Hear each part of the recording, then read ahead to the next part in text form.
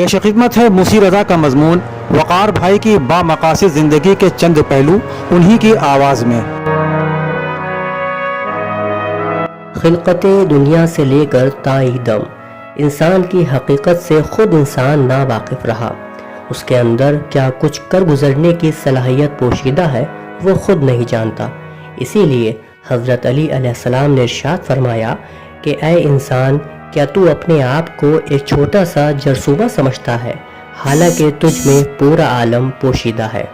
اس عالمانہ قول کو بہت کم افراد سمجھ سکے، لیکن جو اس کی معنویت سے بہرہ مند ہو گیا وہ دنیا و آخرت دونوں میں سرفراز نظر آیا۔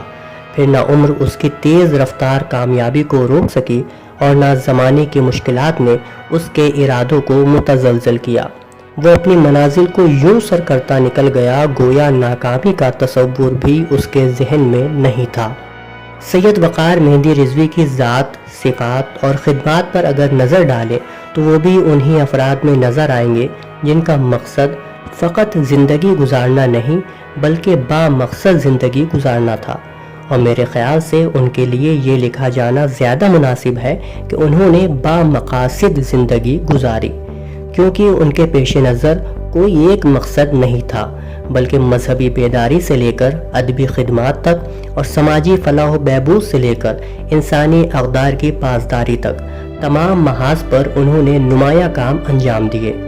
یہ نعمتیں تو انہیں وراثت میں ملی تھیں، لیکن اسے تناور درخت ان کی محنت، لگن اور جدت پسندی نے بنایا۔ ان کے دادا سید عطا حسین لکھنوی ایک سینئر وکیل ہونے کے ساتھ ساتھ طنز و مزاح کے اچھے شاعر تھے، جن کا انتقال نومبر 1978 میں ہوا تھا۔ ان کے کلام کو سید حیدر مہندی رضوی صاحب نے ترتیب دیا، جس کو وقار بھائی نے ہی ستمبر 2017 میں موج تبسم کے نام سے شائع کروایا۔ اس کتاب میں وقار بھائی کا پیش لفظ اور پروفیسر شارف رودولوی کے علاوہ دیگر قلمکاروں کے مضامین بھی شامل ہیں۔ وقار بھائی میں ادب کا یہ ذوق ان کے دادا کی میراث تھا، جسے انہوں نے سنبھالا بھی اور دو آتشاں بھی کیا۔ وقار بھائی کی والدہ مرحومہ اسرار فاطمہ صاحبہ ایک دیندار اور مجلس و ماتم کے لیے ہمہ وقت آمادہ رہنے والی خاتون تھیں۔ انہوں نے اس تعلیم کو اپنی اولاد میں اس طرح منتقل کیا کہ انہوں نے اپنے گھر کو عزاخانہ بنا دیا، جو امام بارگاہ مہندی کے نام سے پورے محلے کے لیے مرکز مجالس و محافل قرار پایا۔ وقار بھائی میں مذہبی پروگرام کی للک ان کی والدہ مرحومہ کی تعلیم کا اثر ہے، لیکن انہوں نے اس فرض کو نبھانے میں بھی جدت سے کام لیا اور روایتی انداز سے ہٹ کر اس میں بھی کچھ تجربے کیے، جیسے مجلسوں میں خطیب کے بجائے دیگر اہل علم حضرات، مثلاً ڈاکٹر اسد عباس صاحب نیورو فزیشین کو مجلس خوانی کے لیے مدعو کیا، تاکہ دنیا کے سامنے اسلام کی سائنسی فکر بھی نمایاں ہو سکے، یا پھر اسلام کی آئیڈیل پرسنالٹی کی یوم ولادت پر ٹریڈ فیئر یا ویمنس ڈے کا انعقاد کیا، تاکہ دوسروں کو اس حوالے سے بھی طالبات اہل بیت پہنچائی جا سکے۔ وقار بھائی کے والد سید منتظر مہندی صاحب سرکاری ملازم تھے، راست گوئی اور ایفائے عہد کے لیے مشہور، جس کا بھرپور عکس ان کے لائق فرزند یعنی وقار بھائی میں نظر آیا۔ یہاں اس کی تفصیل بیان کرنا میں اس لیے ضروری نہیں سمجھتا کہ جو وقار بھائی سے آشنا ہے وہ خوب جانتے ہیں کہ ایفائے عہد کی وہ منفرد مثال تھے، اور جو ان سے واقف نہیں ہے وہ اس بات سے اندازہ لگا سکتے ہیں کہ انہوں نے جس کسی سے بھی کام لیا اس کی اجرت کبھی وقت پر نہیں دی بلکہ ہمیشہ وقت سے پہلے دے دی۔ ان کی نیکیوں کا یہ سلسلہ شاید اتنی تیز رفتاری سے سفر طے نہیں کر پاتا اگر خدا نے انہیں نیک سیرت شریک حیات تقدیس فاطمہ صاحبہ نہ عطا کی ہوتی، جن کا ذکر اکثر وہ کرتے اور کہتے کہ جب میری ہمت پست ہونے لگتی ہے تو وہ میری طاقت بن جاتی ہیں۔ وقار بھائی اپنے بھائی بہنوں سے بڑے تھے، اس لیے سبھی ان سے زیادہ قریب رہے۔ یہ ان کی الفت و محبت اور دعا ہی تھی کہ ہر محاذ پر وقار بھائی کو قابل تعریف کامیابی ملی۔ دسہری ہاؤس کی تنگلی کے گھر میں کشادہ فکر اور جدید ذہن لیے وقار بھائی 15 جنوری 1966 کو پیدا ہوئے۔ تعلیم کا آغاز بال شکشا نکیتن نست کیسر باغ سے کیا، چھٹے درجے سے سینٹینیل کالج میں منتقل ہو گئے، لیکن ہائی اسکول کی پڑھائی کے لیے انہوں نے رام الدین انٹر کالج ڈالی گنج کو منتخب کیا۔ وہاں سے کامیابی کے بعد امین آباد انٹر کالج سے انٹر اور شیعہ ڈگری کالج سے بی کام کی سند حاصل کی۔ اس کے بعد ایم کام کانپور یونیورسٹی اور L L B Lucknow university سے کیا۔ انہوں نے جرنلزم کی پڑھائی بھی کی تھی اور بہت کم لوگ یہ جانتے ہوں گے کہ انہوں نے پہلی ہی دفعہ میں IAS کا پری ایگزام بھی کوالیفائی کیا تھا۔ تنظیمی صلاحیت کا ہنر شروع سے ہی ان کے اندر موجود رہا، فقط ماضی قریب میں ہی انہوں نے کامیاب پروگرامز منعقد نہیں کیے، بلکہ اپنے دور شباب میں بھی وہ شیعہ ڈگری کالج کی کرکٹ ٹیم کے کیپٹن رہے اور کئی ٹورنامنٹ میں سرخ روئی حاصل کی۔ بچپن سے لے کر جوانی تک انہوں نے مختلف تعلیمی اداروں، گوناگو شخصیتوں اور ہر طرح کے نشیب و فراز کے ساتھ زندگی گزاری، اور یہی وجہ تھی کہ کم عمر سے ہی وہ نہایت تجربے کار رہے۔ اس تجربے نے ان کی زندگی کو بھی کامیاب بنایا اور معاشرے کے فروغ میں بھی مددگار ثابت ہوا۔ ایک بار میں نے ان سے سوال کیا تھا کہ آپ کامرس کی فیلڈ سے اخبار کی دنیا میں کیسے آ گئے، تو انہوں نے بتایا کہ میرا اخبار نکالنے کا کوئی ارادہ نہیں تھا، میں تو اس کے الف بے سے بھی واقف نہیں تھا۔ دراصل میرے ایک آشنا نے مجھ سے کہا کہ سوچنا وبھاگ کی طرف سے آتے جاتے رہتے ہو، ذرا ماہنامہ رسالے کی اشاعت کے اصول و ضوابط معلوم کر لینا۔ میں نے ماہنامہ کے علاوہ اخبار وغیرہ کی بھی معلومات حاصل کر لی اور ان صاحب کو مطلع کر دیا۔ کچھ دن گزر گئے، انہوں نے تو ماہنامہ رسالہ نہیں نکالا، میں نے سوچا کیوں نہ میں ہی ایک ہفتے وار اخبار نکال لوں، اور اس طرح میں اخبار کی دنیا میں داخل ہو گیا، جس کے لیے میں نے کوئی منصوبہ نہیں بنایا تھا۔ وقار بھائی نے ہفتے وار اخبار بدلتے دن سے اپنی صحافتی زندگی کا آغاز کیا تھا۔ کچھ عرصے بعد روزنامہ اودھ نامہ 1 جولائی 2001 میں منظر عام پر آیا۔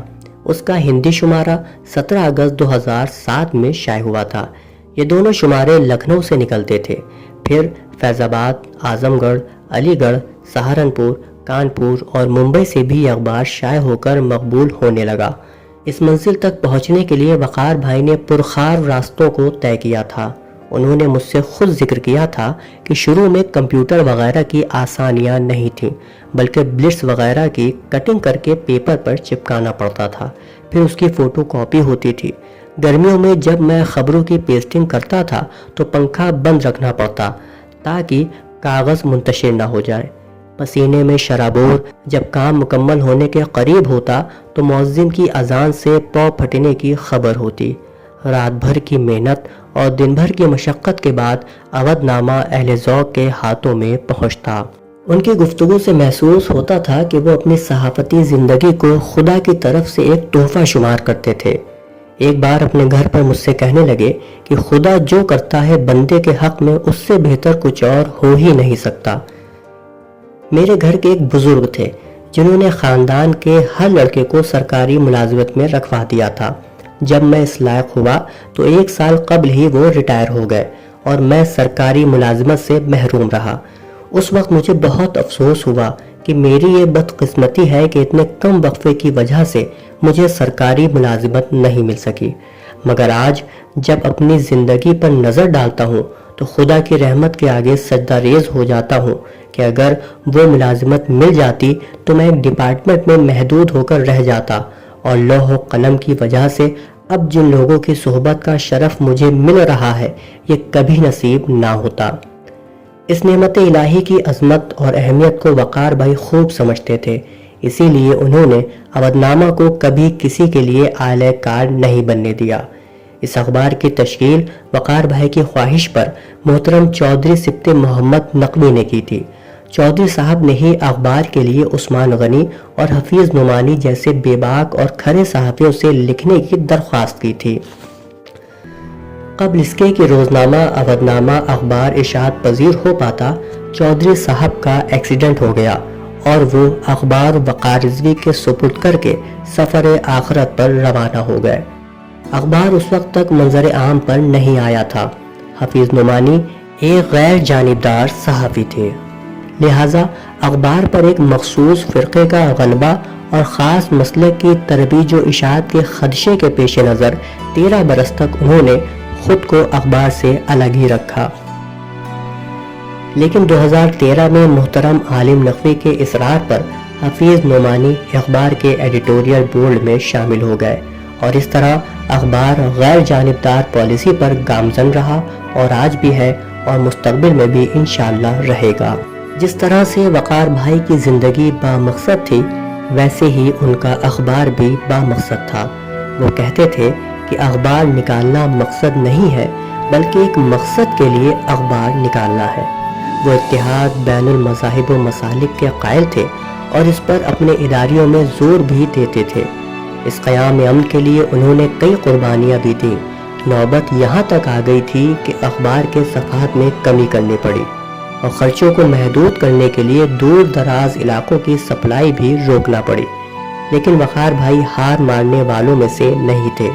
خداداد صلاحیت اور جدید ذہن نے ایک اور تجربہ کیا اور وقار بھائی نے صحافتی دنیا کو پہلی مرتبہ وائس ایڈیشن سے روشناس کرایا، جس کی مدد سے اودھ نامہ میں شاید تمام خبریں اودھ نامہ کے یوٹیوب چینل کے ذریعے قارئین تک پہنچنے لگیں۔ اب اخبار کا مقصد چینل کے ذریعے پوری دنیا میں نشر ہونے لگا، جس کو کافی مقبولیت بھی ملی۔ وائس ایڈیشن کو 1 سال سے زیادہ کا عرصہ ہو گیا ہے اور یہ سلسلہ ابھی بھی جاری ہے۔ لکھنے کو بہت کچھ ہے، مگر نہ اخبار کے صفحات میں اتنی وسعت ہے اور نہ میرے قلم میں اتنی طاقت۔